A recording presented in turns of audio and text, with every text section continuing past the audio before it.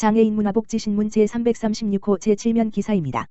남양주시 북부장애인 복지관 보행재활로봇 사업 장애인과 함께 걷는 세상 만들기 성과보고회 개최. 남양주시 북부장애인 복지관은 지난 18일 보행재활로봇 사업 장애인과 함께 걷는 세상 만들기 성과보고회를 개최했다.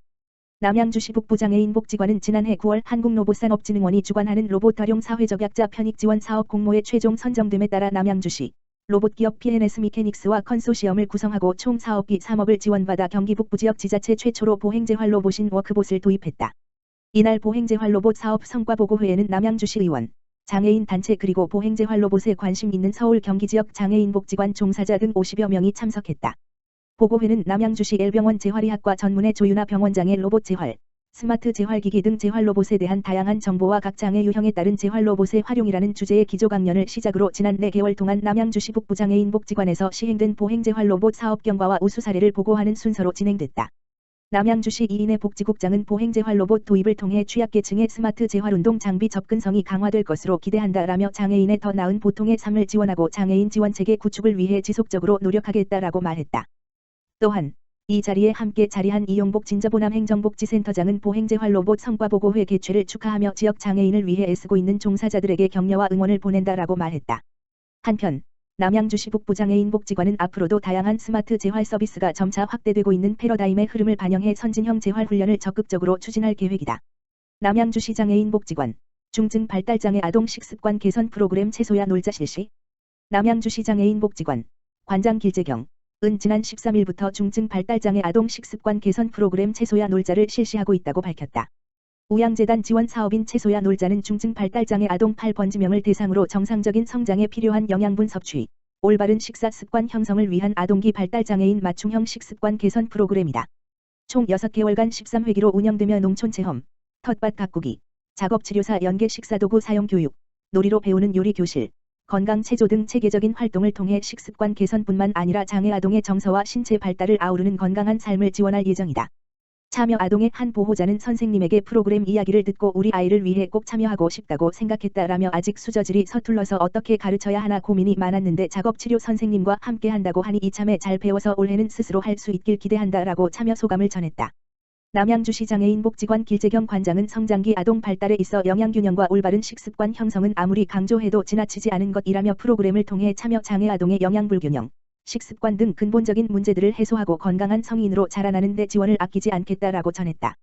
남양주시 주민자치위원회 장애인 복지관 장애인 평생교육 확대를 위한 업무 협약 체결. 남양주시 16개 읍면동 주민자치위원회와 남양주시 장애인 복지관 남양주시 북부장애인 복지관은 지난 13일 남양주시청 여유당에서 장애인 평생교육 확대를 위한 업무 협약을 체결했다.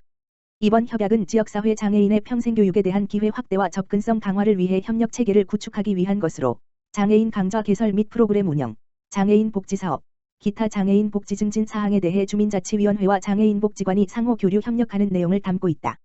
올해 기준으로 남양주시 장애인 수는 3만 3천 명을 넘어섰으나 관내 장애인 복지관은 2개소에 불과해 이동이 불편한 장애인들이 복지관의 교육이나 프로그램을 이용하는 데 어려움을 겪었다.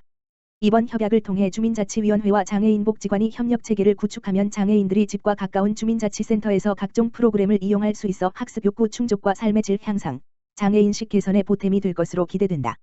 이날 협약식에 참석한 주민자치협의회 김기철 회장은 사회적 약자를 배려하고 장애인과 비장애인이 더불어 사는 세상을 위해 평생교육에 적극 협력하겠다라며 의지를 밝혔고, 장애인 복지관 관계자는 남양주의 지역 공동체와 네트워크를 활용해 복지 인프라를 개선하고 평생교육 활성화를 위해 노력하겠다라고 전했다.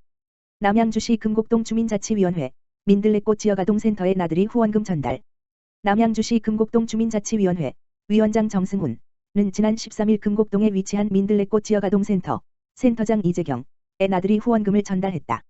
민들레꽃 지역아동센터는 남양주시 4개 장애아동센터 중 최초이자 유일하게 발달장애 아동들로만 구성된 지역아동센터로 현재 15명의 초, 중 등 장애아동들을 관리하고 있다. 주민자치위원회가 이번에 전달한 후원금을 통해 코로나19 상황 속 야외 활동의 제한으로 인해 지쳐있던 발달장애 아동들이 5월 가정의 달을 맞아 가족과 함께 제주도 나들이를 다녀올 수 있도록 지원할 예정이다. 이날 후원금을 전달한 정승훈 위원장은 장애 아동과 가족들이 함께 즐겁고 뜻깊은 추억 여행이 되길 바라며 앞으로도 지역사회 어려운 이웃들에게 따뜻한 관심과 나눔을 이어나가겠다라고 밝혔다.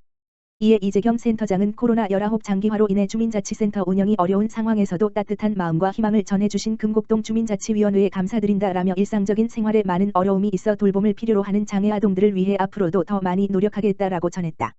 동두천시 중앙동 청각장애인 가정의 경광등 초인종 설치. 동두천시 중앙동 지역사회보장협의체 공동위원장 경규환에서는 지난 16일 청각장애가 있는 주민의 복지 욕구를 적극적으로 해소했다고 전했다. 협의체에 따르면 최근 개최된 중앙동 지역사회보장협의체 원례회의에서 청각장애 독거노인에 대한 제보가 있었고 심의를 통해 눈으로 확인 가능한 경광등 초인종을 긴급구호비로 설치, 지원키로 결정하였다. 대상 어르신은 그동안 누군가가 초인종을 눌러도 알지 못하였는데 이제는 경광등으로 확인할 수 있게 되어 매우 기쁘고 감사드린다라고 소감을 전했다. 경규환 공동위원장은 이번처럼 중앙동 지역사회보장협의체에서는 일상생활에 불편함이 있는 저소득 취약계층의 지역사회 내 보호 방안을 마련하여 제시하는 등 아름다운 동행을 이어나가겠다라고 말했다. 동두천시 장애인시설 등 취약계층 이용시설 실내공기질 무료 측정 사업 추진.